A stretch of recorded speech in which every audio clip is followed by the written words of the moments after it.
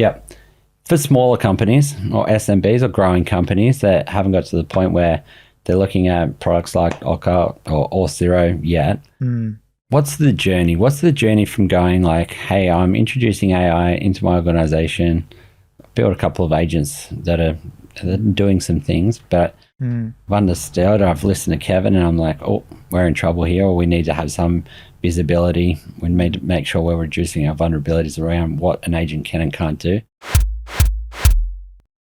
Where to start? Where do I start? Yeah. Well, I would say don't start with having an external facing agent. Do not start there, right? Because you're just opening up the floodgates, opening up the doors. Looking internally first at what are the mundane tasks? What are the things that just kind of get in your way from doing what you really want to do from your business to really accelerate it? But then you also need to gradate that against what data does that need to do that? How risky is that data? How sensitive is that data, right? So I think you're going to find that blend between the two. You don't want to take something that is, really mundane, but you need to feed all your customer information. Don't start with that, right? What are the things you can do?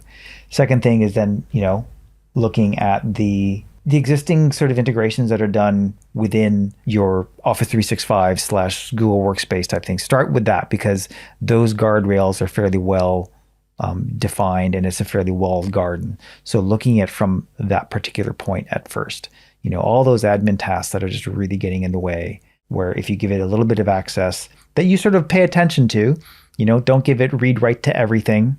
Don't give it full delete access, right? So just sort of look at that. At least start with read. Have it give you summaries of the day. Tell you maybe what have I forgotten? Things like that. I think those things that kind of help be your extended brain, but also take care of the minutia of your daily running of business. Yep. What about when companies are more advanced than that? We are starting to play with customer data. We want something that's publicly accessible. Is it a call up big organizations? Is it going looking for a product like OAuth? Is it where am I at? What do I do? What's my next stages from that perspective? I think there's going to be a lot of companies advance very quickly from where we started with one agent. We've seen the value there. We're now up to 20, 30, 50. I want to start. I've seen what it can do with automating internal tasks. I want to take it to the next level. Yeah. What I'm actually seeing in the Australian market, just kind of a side tangent, because you talked about agents and we've been talking about agents a lot. What I'm sort of seeing more is not as much focus on agents. I'm finding that's a very North American message about the whole agentic type thing. What I'm actually finding a lot more on the Australian side is they much more care about MCP. Reason being is they want to connect their business not to their own agent, they want to connect them to the foundation models. People aren't going to come to my website and use my agent. They're going to probably go to Claude and saying, what's the best, red hot shoes for running sub 2-hour marathons? That's what they're going to do first. Yep. They're not going to come to my website to do that. So I'm seeing a lot more customers ask for that. How can we do MCP? So I think that one is a little bit more, it can be a little bit more walled, right? You can sort of be a little bit more intelligent with, well, it's just my product information. So it's probably easier to kind of get that out there. It's a little bit safer to sort of do that, right?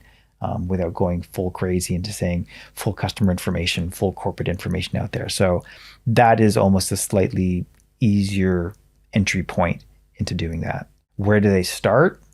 Look, that's a tough one because MCP is continually changing as well. It's still an emerging standard.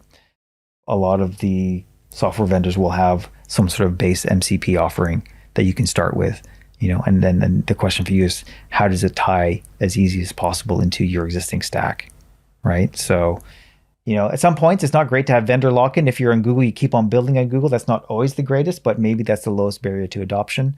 And probably don't be afraid to throw stuff away. Yep. Right? Experiment. That's the great thing about AI. You can experiment really quick. You haven't spent months building it. You spent weeks, days building it. So that emotional attachment to your code hopefully isn't as strong. And you're like, well, that was an experiment. Kind of served the purpose, but not quite right. And then throw it out. I agree. You mentioned the word vendor.